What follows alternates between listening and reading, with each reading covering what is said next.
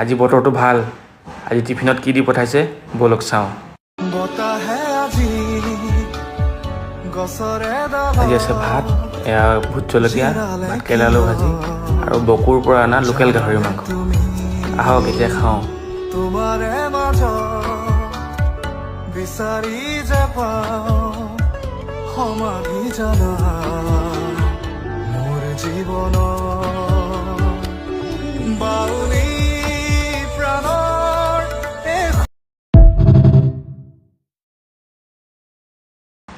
আজি বতৰটো ভাল।